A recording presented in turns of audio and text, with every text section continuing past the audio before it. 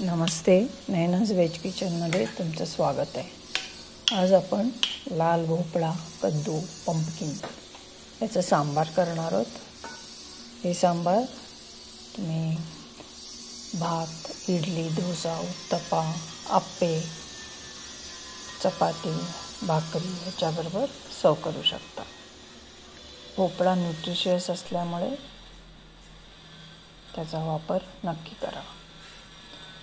तर इथे मी 1 कप भोपळ्याचे तुकडे कापून घेतलेला आहे। भोपळा धुवून सालं काढलेली नाही आहेत, सालांमध्ये पुष्कळ न्यूट्रिशन असतं म्हणून। सालं काढली तर भोपळा अगदी मऊ शिजतो आणि विरघळल्यासारखा होतो। तो होऊ नये म्हणून मी इथे सालं काढलेली नाही सांबारामध्ये घालताना।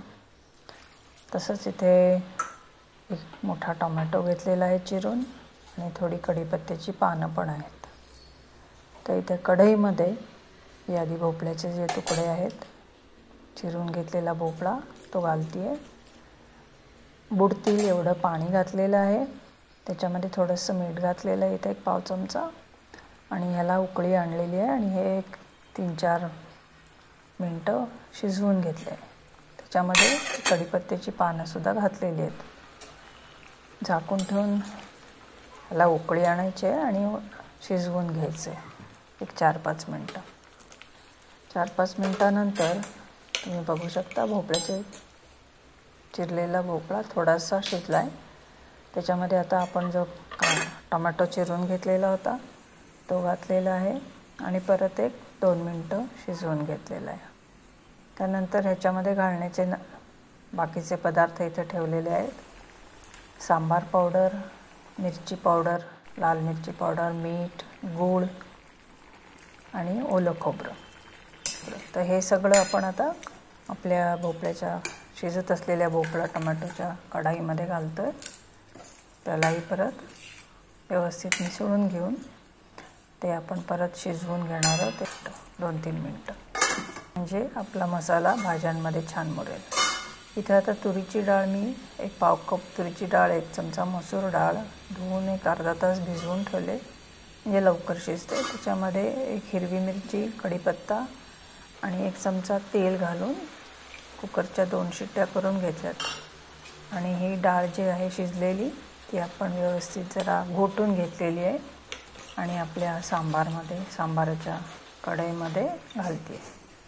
तसंच याच्यामध्ये 1-2-3 चमचे चिंचेचं पाणी घालते आणि आणखीन आपल्याला ज्याप्रमाणे सांबार घट्ट पातळ पाहिजे त्याप्रमाणे पाणी आणि हे घालून 4-5 मिनटं हे सांबार आपण उकळू द्यायचं आहे।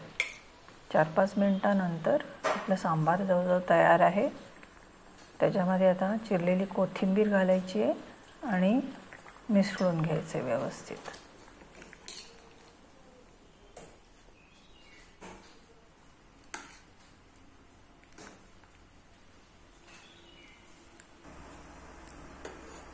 तर मी इथे 1 छोटा चमचा तेल,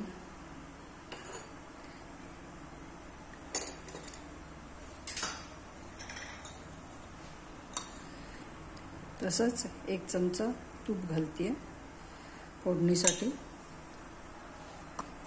तूप विरघळलं की आपण त्याच्यामध्ये 1 छोटा चमचा मोहरी घालतोय। मोहरी थोडी तडतडली की मग आपण त्याच्यामध्ये जिरे 1 पाव चमचा आणि हिंग, त्याच्यामध्ये हिंग जास्त थोडासा घातला तरी सुद्धा चांगली चव येते।